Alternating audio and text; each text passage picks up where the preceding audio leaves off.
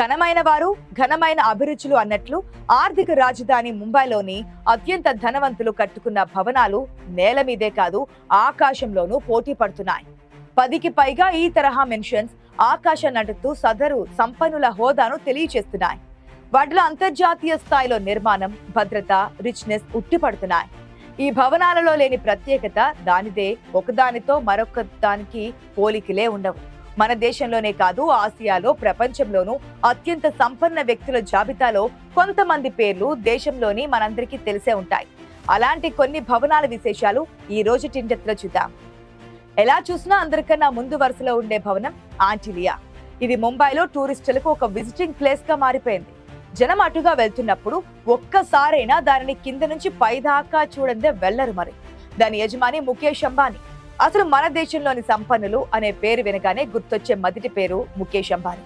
ఆయన తన ఇంటి పేరుకు అర్థం ఐబేరియన్ లెజెండ్ అని మరొక అర్థం కూడా ఉంది. ఆంటిలియా అన్నది ఒక ద్వీపకల్పం పేరు. ఇది అట్లాంటిక్ సముద్రంలో ఉంటుంది. అదే ప్రస్తుతానికి భారతదేశంలోని అత్యంత ఖరీదైన ప్రాపర్టీగా రియల్ నిపుణులు చెబుతున్నటువంటి మాట. ఈ భవనాన్ని చికాగోకు చెందిన పెర్కిన్స్ అండ్ విల్ అనే ఆర్కిటెక్ట్లు రూపొందించారు. ఆస్ట్రేలియాకు చెందిన నిర్మాణ సంస్థ లైటెన్ హోల్డింగ్స్ దాని నిర్మాణ బాధ్యతలు చూస్తున్నారు. ఇది అత్యంత తీవ్రమైన 8.0 స్థాయి భూకంపాన్ని కూడా తట్టుకుంటుంది. 4 లక్షల చదరపు అడుగుల విస్తీర్ణంతో మొత్తం 27 అంతస్తులుండే ఈ మెన్షన్ ఎత్తు మొత్తంగా 173 మీటర్లు. అంటే ఇది మామూలుగా ఉండే 60 అంతస్తుల స్కై స్కేపర్ ఎత్తులో సమానమన్నమాట.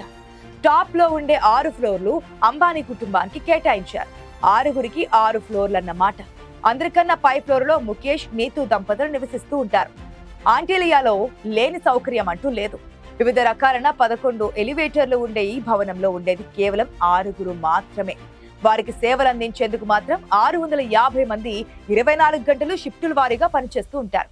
ఈ భవనంలో 6 అంతస్తులు కేవలం పార్కింగ్ కోసమే కేటాయించారు. Salon, theatre, swimming pool, gym, ice cream parlour, ఇంకా మరెన్నో సౌకర్యాలు అదనంగా ఉంటాయి. పై భాగంలో 3 హెలికాప్టర్లు ఒకేసారి ల్యాండింగ్ చేసుకునేందుకు వీలుగా హెలిప్యాడ్లున్నాయి. ఆంటిలియా భవనం ఖరీదు 12,000 కోట్ల రూపాయలు కాగా 2002లో నిర్మాణం ప్రారంభమై 2010లో పూర్తయింది. ముఖేష్ అంబానీ ఎంతో ఇష్టపడి ముంబైలో నిర్మించుకున్న ఆంటిలియా ప్రపంచంలోనే ఖరీదైన బంగ్లా అని ఫోర్బ్స్ ప్రకటించింది. ఆపై వచ్చే మెన్షన్ ఆంటిలియాకు దగ్గరలోనే ఉండే జేకే హౌస్. ఇది రేమాండ్స్ అధినేత గౌతమ్ సింఘానియా అనే బిలియనీర్ కట్టుకున్నారు. ఇది కూడా ఆంటిలియాను పోలినట్లుగా కనిపిస్తోంది. అంతకన్నా మరో 10 ఫ్లోర్లు ఎక్కువే ఉంటాయి. ఆంటిలియా తర్వాత భారతదేశంలో 2వది ఎత్తైనది అయిన ఈ ప్రైవేట్ బిల్డింగ్ సౌత్ ముంబైలో ఉంటుంది.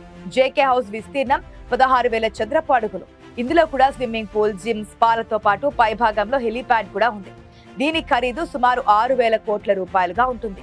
ఇందులోనూ కేవలం 5 ఫ్లోర్లు గౌతమ్ సింఘానియా కార్ కలెక్షన్స్ కోసమే కేటాయించుకున్నారు. ఆయనకు కార్లంటే తగని మక్కువ మరి.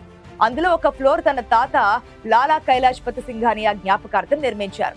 అక్కడ సూటు బూటు టైతో ఉండే ఆయన తాత విగ్రహం సముద్రం వైపు చూస్తున్నట్లుగా ఉంటుంది.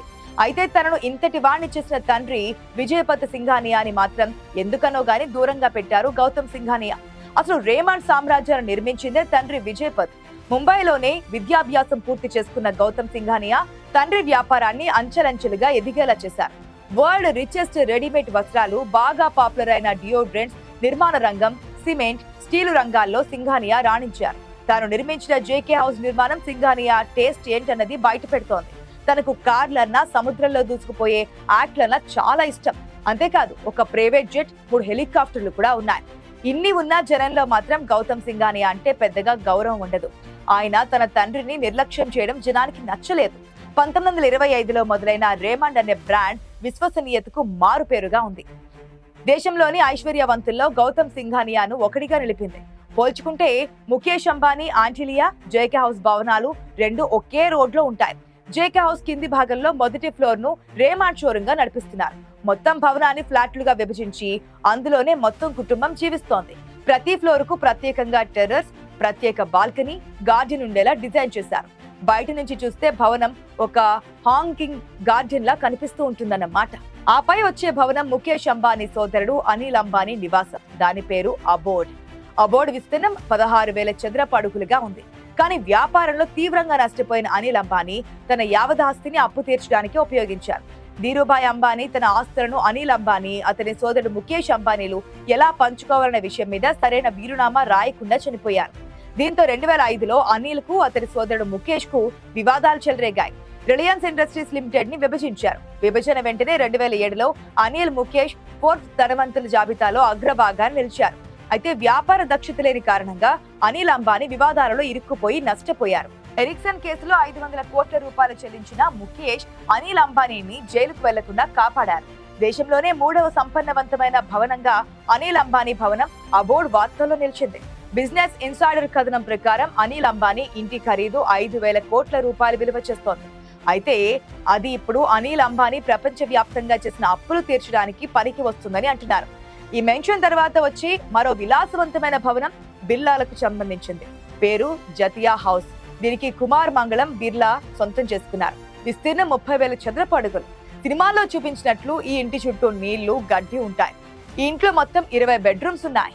వాల్ క్లాడింగ్, సీలింగ్ బార్మా టేకుడ్తో తయారు చేశారు. ముంబైలోని మలబార్ హిల్స్ పై ఉన్న విలాసవంతమైన భవనం జతియా హౌస్ అమ్మకానికి పెట్టగా అత్యంత దానిని కొనుగోలు చేసేందుకు ప్రముఖ పారిశ్రామికవేత్త కుమార్ మంగళం బిర్లా ముందుకొచ్చారు. 425 కోట్లు వెచ్చించి మరీ వేలంలో ఈ బంగ్లాని దక్కించుకున్నారు బిర్లా. అప్పట్లో ముంబైలో అత్యంత ఖరీదైన ప్రాపర్టీ డీల్ ఇదేనని అక్కడ రియల్ ఎస్టేట్ వర్గాలు చెబుతున్నాయి. ముంబై నుంచి 2 పారిశ్రామికవేత్తలు ఈ బంగ్లాని తమ కైవసం చేసుకునేందుకు పోటీ పడ్డారు. వీరితో పాటే ముంబైకి చెందిన మరో డెవలపర్ కూడా బంగ్లాని సొంతం చేసుకోవాలని ప్రయత్నించినా ఫైనల్ గా అది కుమార్ మంగళం బిర్లాకే దక్కింది. ఆ తర్వాత వచ్చే మరో ప్రతిష్టాత్మక భవనం లింకన్ హౌస్. ఇది కరోనాకు కోవిషీల్డ్ వ్యాక్సిన్ తయారు చేసిన ఫార్మా దిగ్గజం ఆధార్ పూనావాలా కుటుంబం ఖరీదు చేసింది. ఆధార్ తండ్రి సైరస్ పూనావాలా దీనిని దక్కించుకున్నారు. 1957లో యుఎస్ కాన్సులేట్ గా ఉపయోగించిన సమయంలో దీనిని లింకన్ హౌస్ గా పేరు మార్చారు. మొత్తం 750 కోట్ల రూపాయలతో సైరస్ పూనావాలా కొనుగోలు చేశారు. ముంబైలో సంపన్నుల జాబితా చాంద్ తాడంతగా ఉంటుంది. అలాగే పలువురు సినీ హీరోలు సైతం గొప్ప గొప్ప మెన్షన్లను కట్టించుకున్నారు. అయితే ప్రముఖంగా కనిపించే, వినిపించే పేర్లు మాత్రం వేళ్ల మీద లెక్క పెట్టేవిగానే ఉంటాయి. అందులో ప్రముఖ నటుడు షారుఖ్ ఖాన్ కు సంబంధించిన మెన్షన్ కూడా ఉంటుంది. దాని పేరు మన్నత్. షారుఖ్ ఖాన్ అత్యంత ఇష్టపడి కట్టుకున్న ఈ కలల నివాసం ఖరీదు అప్పట్లోనే 200 కోట్ల రూపాయలు. భారత ఆర్కిటెక్ట్ అయినటువంటి కైఫ్ దీని నిర్మాణానికి 10 సంవత్సరాలు శ్రమించారు. ఇందులో 225 మంది జీవించేందుకు సకల ఏర్పాట్లు ఉన్నాయి. 6వ ఫ్లోర్ లో షారుఖ్ తన కోసం boxing ring, tennis table, library, gym ఏర్పాటు చేసుకున్నారు. ఇకపోతే షారుఖ్ భార్య గౌరీతో సహా మన్నన్ నివాసంలోకి 2001లో ప్రవేశించారు. ఆపై ముంబైలోనే వరుసగా మరిన్ని భవనాలను చూస్తే ఎస్ఆర్ గ్రూప్ అధినేతలు అయిన రవి రుయా, శశి రుయా ఇంటికి 120 కోట్ల రూపాయలు, విజయమాల్యా నిర్మించుకున్న స్కై హౌస్ ఇంటికి దాదాపుగా 100 కోట్లు ఖర్చు చేశారు. అసలు ప్రపంచపు సంపదకు మారు పేరైన దివంగత రతన్ టాటా మాత్రం తన కోసం సింపుల్ గా ఒక ఇల్లు కొనుక్కున్నారు. సముద్రానికి అభిముఖంగా ఉండే ఈ 6 అంతస్తుల భవనం పేరు రిటైర్మెంట్ హోమ్ అని పెట్టుకున్నారు. రతన్ టాటా దీనిని 2008లో కొనుగోలు చేశారు. దీని ఖరీదు 150 కోట్ల రూపాయలు. ఇందులో ఒక అంతస్తును పూర్తిగా ప్రమాదాలలో గాయపడిన వీధి కుక్కల కోసం కేటాయించారు రతన్ టాటా. ఇప్పటికే టాటా గ్రూపుల ఆదాయంలో అగ్రభాగం చారిటీలకే ఖర్చు చేస్తూ ఉంటారు. చారిటీలే లేకుంటే ప్రపంచంలోనే అందరికన్నా సంపన్నుడిగా రతన్ టాటా ప్రతి సంవత్సరము నిలిచి ఉండేవారు.